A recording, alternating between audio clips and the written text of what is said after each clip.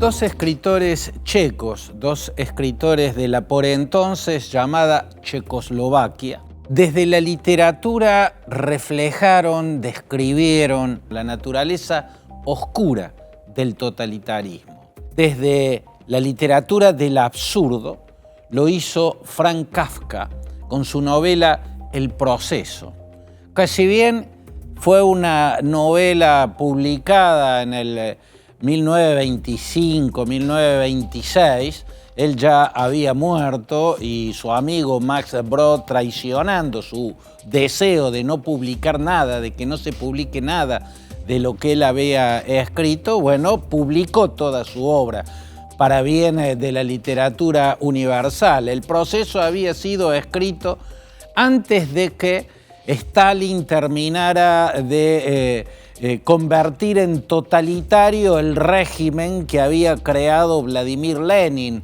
en la Rusia soviética, antes de que Hitler creara su monstruoso engendro totalitario, el Tercer Reich. Desde el absurdo, Franz Kafka, sin haber conocido el totalitarismo, lo describió en esa novela llamada El proceso. El otro autor checo que desde la literatura combatió al totalitarismo, sí lo conoció, y no solo lo conoció, lo vivió, lo padeció, porque a él le tocó vivir la Checoslovaquia que estuvo ocupada por los nazis y la Checoslovaquia que luego quedó atrapada en el Pacto de Varsovia. Milán Kundera, desde la literatura, pero no desde el absurdo, aunque sí desde la sátira, desde la ironía, denunció el totalitarismo describiendo sus esencias más oscuras.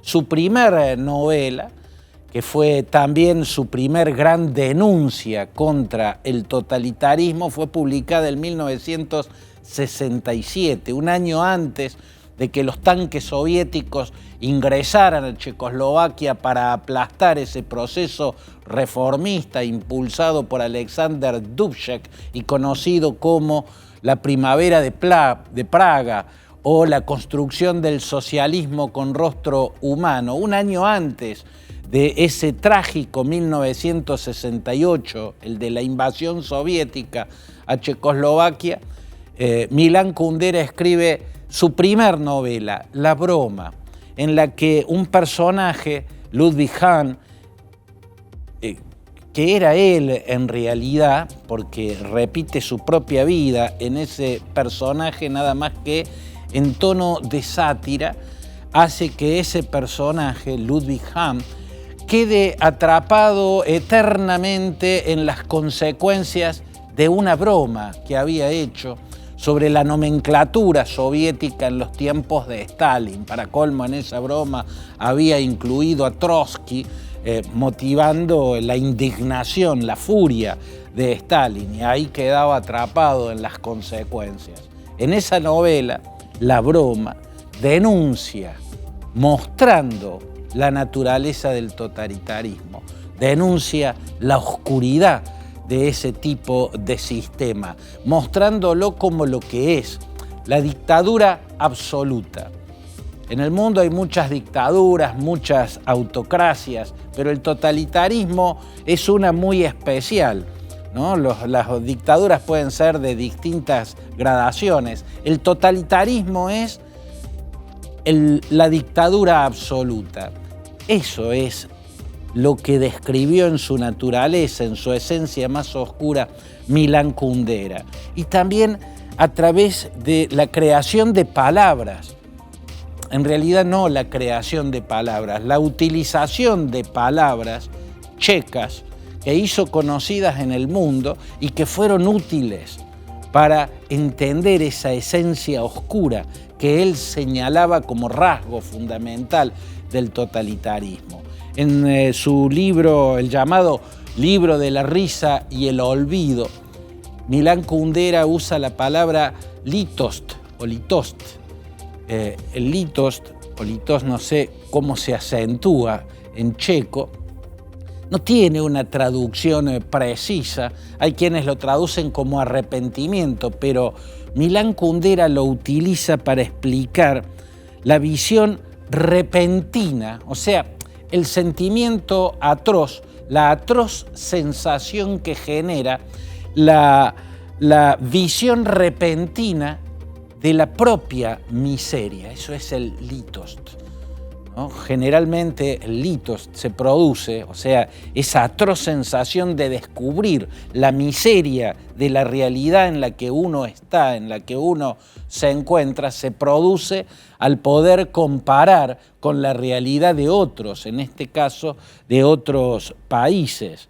En La insoportable levedad del ser, la novela que escribió allá por la década del 80 y que fue seguramente su novela de mayor repercusión mundial, él, además de reflexionar sobre Nietzsche y el eterno retorno, utiliza una palabra, una vieja palabra, decimonónica por lo menos, de Alemania, ¿no? De Múnich más específicamente, el kitsch, K-I-T-S-C-H,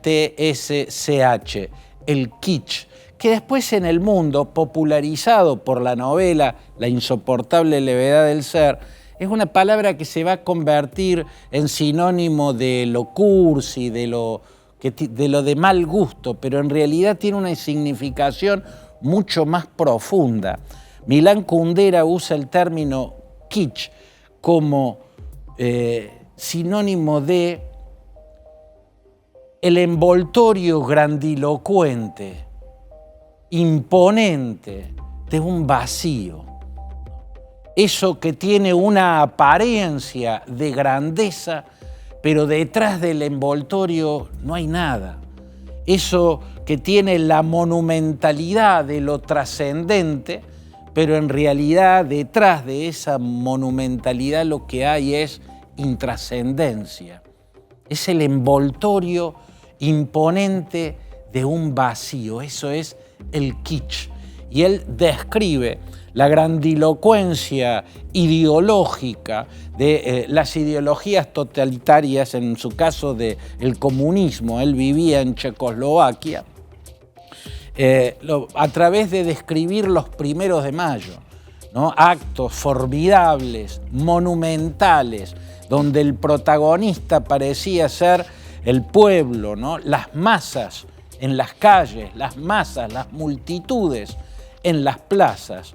Esa aparente grandeza y solidez del comunismo era en realidad un envoltorio falso, una simulación, solamente una apariencia. Es muy revelador el uso de la palabra kitsch, una palabra que entre el siglo XIX y principios del siglo XX la utilizaban los críticos demoledores de la avant-garde, ¿no? de todas las expresiones artísticas vanguardistas.